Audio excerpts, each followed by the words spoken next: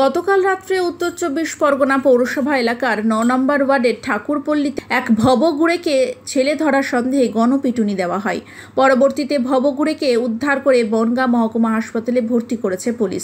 ভবঘুরেকে মারধরের সেই ছবি ভাইরাল হয়েছে সামাজিক মাধ্যমে। এ বিষয়ে বনগাঁ ৯ নম্বর ওয়ার্ডের কাউন্সিলর বন্দনা দাস কীর্তনিয়া বলেন, গতকাল রাত্রে আমি জানতে পেরে পুলিশকে খবর দিয়েছিলাম। পুলিশ ঘটনাস্থল থেকে তাকে উদ্ধার করে বনগাঁ মহকুমা হাসপাতালে ভর্তি করেছে।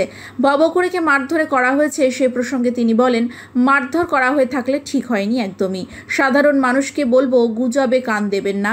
এই ধরনের কোনো সন্দেহভাজন ব্যক্তিকে দেখলে পুলিশ প্রশাসনকে খবর দিন, আইন নিজে হাতে তুলে নেবেন না। শনিবার রাত্রে বনগাঁ ঠাকুরপল্লী এলাকার ছেলে ধরা সন্দেহে গণপিটুনির ঘটনার তদন্তে নেমে বনগাঁ থানার পুলিশ দুজনকে গ্রেফতার করেছে ইতিমধ্যেই। অভিযুক্ত ওই দুজনের নাম বিশ্বজিৎ দত্ত ও তাপস ঘোষ। ধৃতদের রবিবার বনগাঁ মহকুমা আদালতে পাঠানো হয়। এই ঘটনায় আর কেউ যুক্ত আছে কিনা সেই তদন্ত শুরু করেছে পুলিশ।